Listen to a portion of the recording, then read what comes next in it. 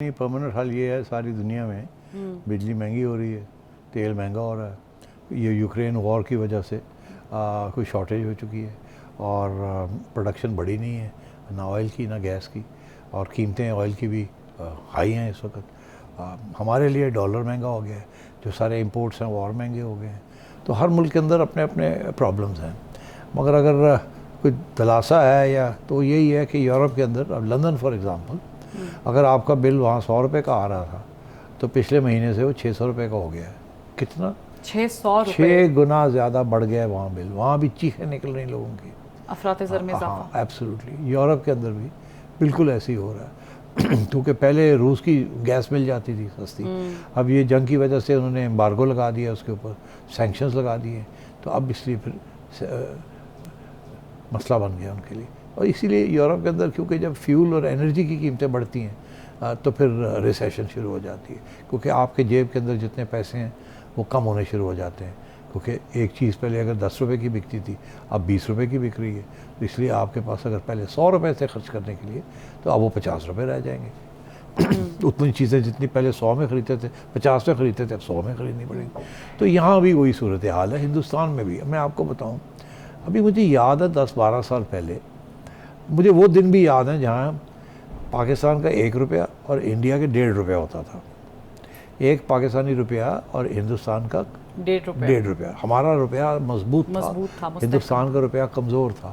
جو لوگ ہندوستان جاتے تھے شاپنگ کرنے کے لیے، شادیوں کے لیے، بیاہوں کے لیے، وہاں آپ جیسے لوگ جو کہ یہ جیولری اور اچھے ساڑیاں اور یہ وہ، تو وہ بڑے جناب بھر بھر کے لاتے تھے، تو پاکستانی روپیہ بڑا تکڑا تھا، انڈین روپی کمزور۔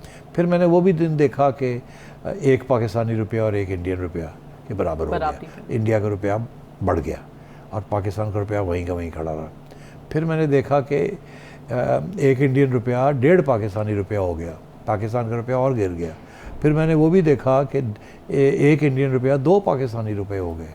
پھر میں نے دیکھا کہ ایک انڈین روپیہ 2.5 پاکستانی روپے ہو گئے، اور آج ایک انڈین روپیہ 3 پاکستانی روپے ہو گئے ہیں۔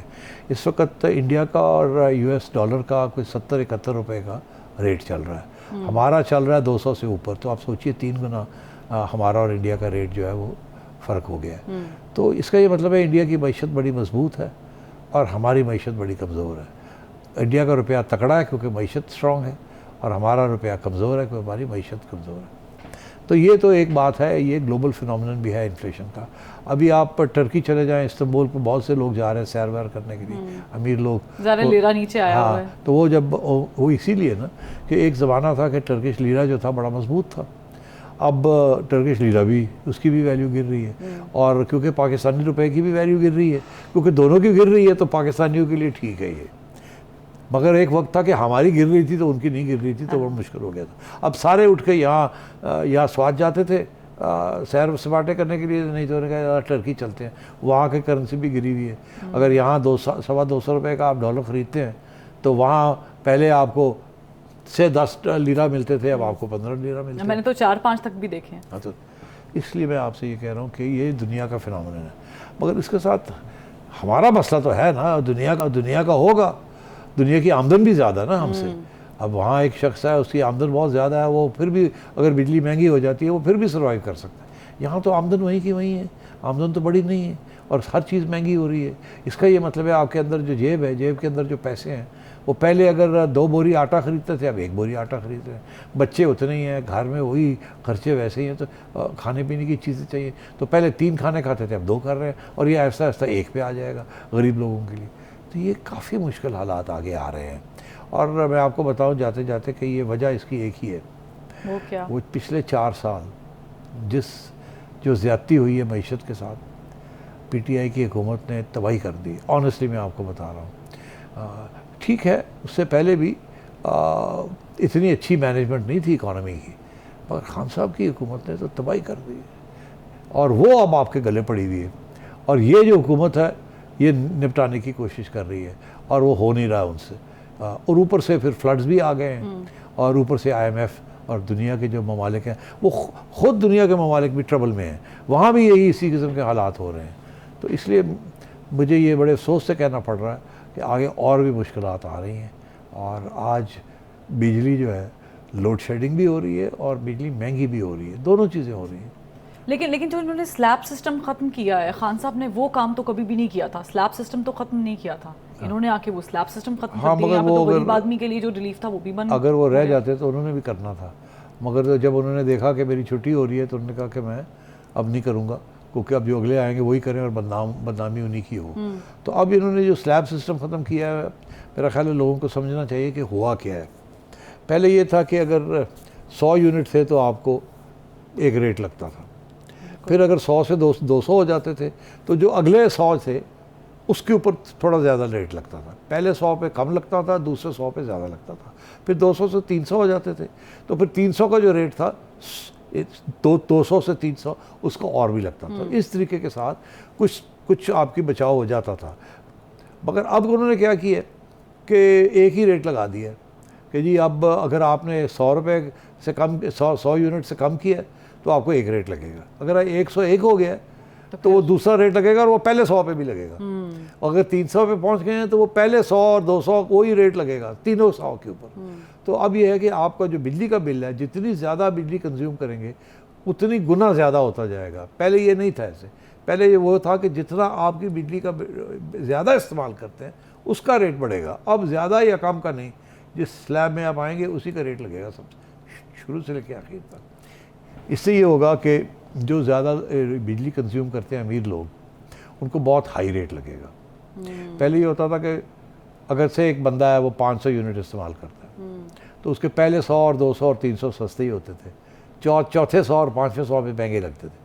اب پورے 500 کے اوپر انہیں ڈز لگے گی تو امیروں سے تو ٹھیک ٹھاک لیا جائے گا، مگر جو درمیانہ طبقہ ہے اس سے بھی زیادہ لیا جائے گا۔ جو غریب ہے ان کا تو اتنا ہی رہے گا، مگر جو درمیانہ طبقہ ہے اور اس سے زیادہ لیا جائے گا، اور جو امیر طبقہ اس سے بھی زیادہ لیا جائے گا۔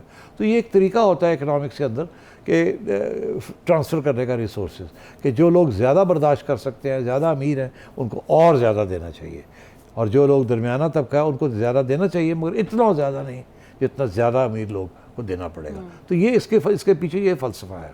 تو یہ مڈل کلاس کو نقصان ہوگا، وہ بیچارے غریب لوگ تو 100 یونٹ 200 یونٹ ہی ہے، ان کو تو وہی ریٹ لگے گا، ان کو تو کوئی فرق نہیں پڑے گا، مگر جتنا آپ اوپر جاتے جائیں گے اتنا ہی زیادہ پروپورشنٹلی زیادہ ریٹ لگتا جائے گا۔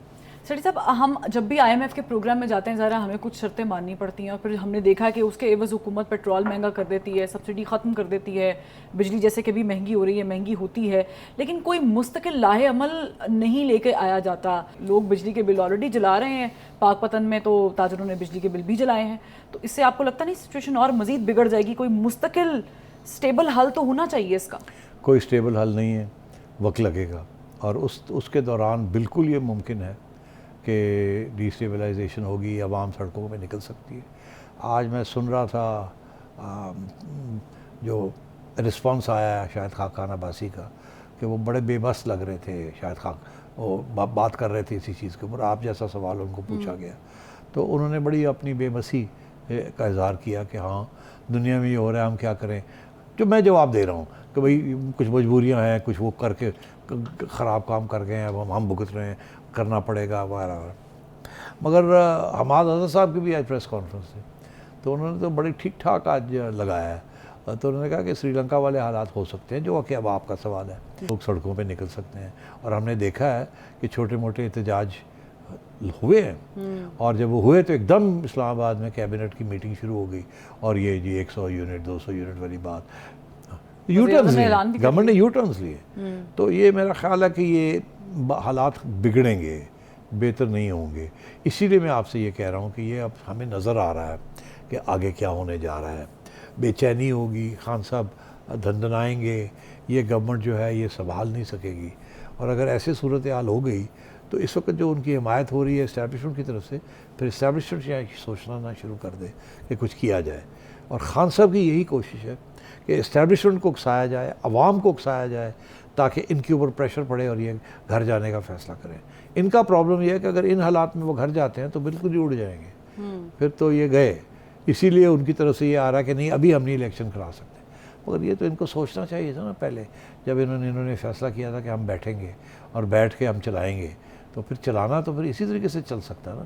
یا تو یہ 5 سال کے لیے آتے تو چلاتے اور ان کو پتہ ہوتا کہ ان کو نکال کوئی نہیں سکتا، تو ایک سال مشکل، اگلے سال تھوڑی کم مشکل، تیسرے سال تھوڑا ٹھیک، چوتھے سال پیسہ خرچ کرنا شروع، پانچویں سال جب الیکشن ہونی ہے عوام کے لیے بہت سی سہولتیں دے دو اور الیکشن جیت جاؤ.